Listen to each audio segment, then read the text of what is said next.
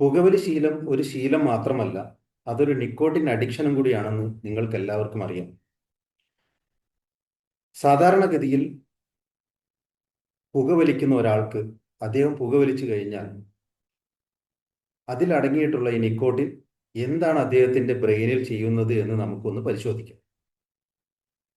അത് നമ്മൾ പുകവലി നിർത്തുന്ന ഒരാൾ എന്ന നിലയിൽ നമ്മൾ അത് അറിഞ്ഞിരിക്കേണ്ടതാണ്. കാരണം നമ്മൾ ഇത് തുടങ്ങുന്ന പ്രായത്തിൽ നമ്മൾ ഇതിനെക്കുറിച്ച് ഒന്നും പഠിച്ചിട്ടില്ല. സിഗരറ്റ് നമ്മുടെ ബ്രെയിനിൽ എന്ത് ചെയ്യുന്നു, നമ്മുടെ കയ്യിൽ നിന്നും ഇത് പിന്നീട് പോകാതിരിക്കുന്ന ഒരവസ്ഥ വരുമോ എന്നുള്ള കാര്യങ്ങളൊന്നും നമുക്ക് അറിയുന്നില്ല. നമ്മൾ ആ കാലത്തുള്ള ചില പ്രചോദനങ്ങൾ, അതായത് നമ്മുടെ ആരാധനാ കഥാപാത്രങ്ങൾ സിനിമയിലൊക്കെ പുകവലിക്കുന്ന സ്റ്റൈൽ ഇവയെല്ലാം കണ്ടുകൊണ്ടും, അല്ലെങ്കിൽ നമ്മുടെ സുഹൃത്തുക്കൾ നമ്മളെ നിർബന്ധിച്ചത് കൊണ്ടോ, അല്ലെങ്കിൽ നമ്മുടെ സഹപാഠികൾ നമ്മളെ നിർബന്ധിച്ചത് കൊണ്ടോ ഒക്കെ ഒരു എക്സ്പീരിയൻസ് ചെയ്യാനുള്ള ആവേശത്തോടു കൂടെ നമ്മൾ ഇത് തുടങ്ങിയതാണ്. അങ്ങനെ തുടങ്ങിയ നമ്മൾ ഇത് നമുക്ക് നിർത്താൻ പറ്റാതെ വരികയും നമ്മൾ ഇതോടൊപ്പം തന്നെ ജീവിക്കുന്ന ഒരു അവസ്ഥയാണ് സംജാതമാകുന്നത്. അപ്പോൾ നമ്മൾ ശാസ്ത്രീയപരമായിട്ട് തന്നെ നമ്മൾ പഠിക്കണം, ഈ നിക്കോട്ടിൻ അല്ലെങ്കിൽ പുകയിൽ അടങ്ങിയിട്ടുള്ള നിക്കോട്ടിൻ എന്താണ് നമ്മുടെ ബ്രെയിനിൽ ചെയ്യുന്നത് എന്ന്.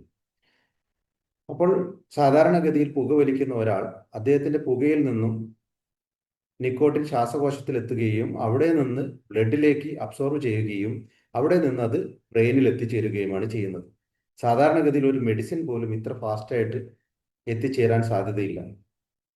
അങ്ങനെ 10 സെക്കൻഡ് കൊണ്ട്, അല്ലെ 10 മുതൽ 20 സെക്കൻഡ് കൊണ്ട് ബ്രെയിനിൽ എത്തിച്ചേരുന്ന ഈ നിക്കോട്ടിൻ അവിടെയുള്ള നിക്കോട്ടിൻ ഗ്രാഹികൾ അല്ലെങ്കിൽ നിക്കോട്ടിൻ റിസപ്റ്റാസുമായിട്ട് കൂടിച്ചേർന്ന് ഡോപ്പാമിൻ റിലീസ് ചെയ്യുകയും ചെയ്യും. ഈ ഡോപ്പാമിൻ എന്ന് പറയുന്ന സന്തോഷം തരുന്ന ഒരു ന്യൂറോ ട്രാൻസ്മിറ്റർ റിലീസ് ചെയ്യുകയും അങ്ങനെ അദ്ദേഹത്തിന് താൽക്കാലികമായ ഒരു ആശ്വാസം അല്ലെങ്കിൽ ഒരു സന്തോഷം അദ്ദേഹത്തിന് ലഭിക്കുകയും ചെയ്യും. ഇത് വെറും താൽക്കാലികം മാത്രമാണ്. അങ്ങനെ നിരന്തരമായി പുകവലിക്കുന്ന ഒരാൾക്ക് ഇത് ഒരു പാറ്റേണായി രൂപാന്തരപ്പെടുകയും അദ്ദേഹത്തിന്റെ ബ്രെയിൻ എപ്പോഴും അദ്ദേഹത്തിന് സന്തോഷം ലഭിക്കുന്നതിന് വേണ്ടി സിഗരറ്റ് ചോദിച്ചു കൊണ്ടിരിക്കുകയും ചെയ്യും. അതായത് ഇദ്ദേഹത്തിന് നിക്കോട്ടിൻ അല്ലെങ്കിൽ പുകവലിക്കുന്നതാണ് സന്തോഷം എന്നുള്ള രീതിയിൽ ബ്രെയിൻ പെരുമാറാൻ തുടങ്ങുകയും ചെയ്യും. അതോടുകൂടെ നമ്മൾ ബ്രെയിൻ ചോദിക്കുമ്പോഴൊക്കെ നമ്മൾ പുകവലിച്ചു കൊണ്ടേയിരിക്കും. സാധാരണഗതിയിൽ നിക്കോട്ടിൻ 2 മണിക്കൂറിന് ശേഷം പകുതിയായി കുറയുമ്പോൾ നിക്കോട്ടിൻ കുറയുന്നൊരു ഫീൽ വരികയും നമ്മൾ വീണ്ടും സിഗരറ്റ് വലിക്കാൻ തോന്നുകയും അങ്ങനെ നമുക്ക് വീണ്ടും സിഗരറ്റ് വലിക്കാൻ തോന്നുകയും ചെയ്യും. അതിനുശേഷം അങ്ങനെ വീണ്ടും വീണ്ടും വീണ്ടും നമ്മൾ സിഗരറ്റ് വലിക്കുന്നതോടുകൂടെ ബ്രെയിനിൽ ഒരു വളരെ ശക്തമായ ഒരു ന്യൂറോപാത്ത് സൃഷ്ടിക്കപ്പെടുകയാണ് ചെയ്യുന്നത്. അങ്ങനെ ന്യൂറോപാത്ത് സൃഷ്ടിച്ചത് കൊണ്ട് മാത്രമാണ് പലർക്കും പുകവലിയിൽ നിന്നും അവർക്ക് ദോഷം എന്താണെന്ന് അറിഞ്ഞിട്ടും അവർക്ക് അതിൽ നിന്നും പുറത്തു വരാൻ കഴിയാത്തത്.